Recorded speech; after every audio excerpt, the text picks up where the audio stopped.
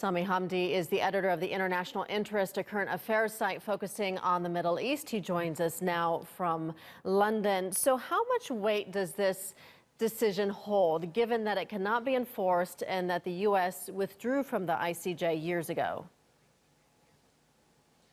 I think what we have to remember is that this is not the first time that the U.S. has rejected an ICJ ruling. It's not the first time that Iran or indeed other nations have rejected ICJ rulings. And it's important to note that Trump is not the first U.S. president to ignore an ICJ ruling either. The Obama administration, Bush administration, Clinton administration all displayed an attitude that undermined the ICJ. And there is, of course, the popular perspective of the ICJ that it is a tool to punish the weak and ignore the strong. So I think that it's not significant in the sense that it will change anything practically.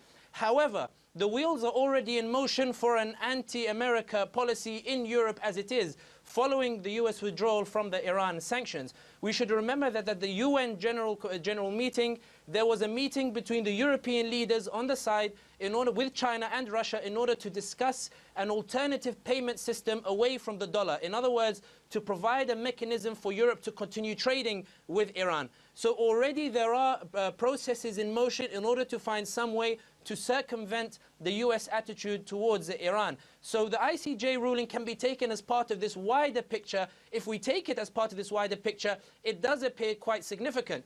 From the Iranian perspective, the ruling is significant because it adds further motivation to the Europeans, further encouragement in order to find some sort of solution. Jawad Zarif, the foreign minister of Iran, in a recent interview actually suggested that Iran would continue to be patient while the EU was looking for mechanisms to circumvent the US attitude. So I think the ruling will be part of a bigger picture of pushing the EU to find some sort of alternative.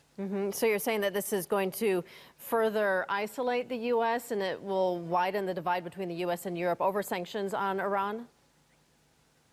I think we should be careful when we say isolate the US. I think what is quite profound is that despite EU efforts and announcements that they would find ways to circumvent US sanctions, they would find ways to protect companies dealing in Iran, the big companies have pulled out of Iran. Total, for example, the French oil company, has pulled out of Iran despite assurances from the French government that they are looking for exceptions from the US. Let's remember that the EU trade, the value of EU trade with the US far surpasses anything that Iran could possibly achieve.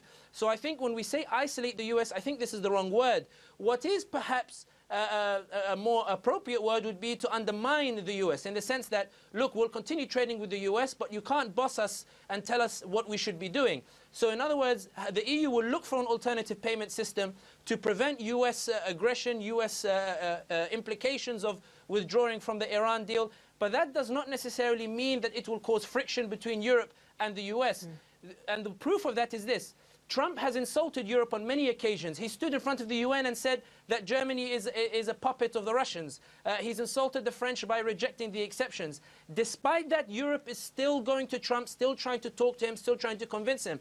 Because when push comes to shove, this is the hard part for Iran. If push comes to shove, the world will choose the US over Iran, quite simply because US still retains significant influence and still retains significant hegemony. However, it remains to be seen in the next 10 years if this alternative payment system does come up. We might even see a more aggressive US that might try to bring Europe back in line. Okay. There are a lot of ifs and maybes, but I think this ICJ, let's not give it too much, let's not give it more importance than it deserves. All right, Sami Hamdi, thanks for joining us and sharing your thoughts with us today from London.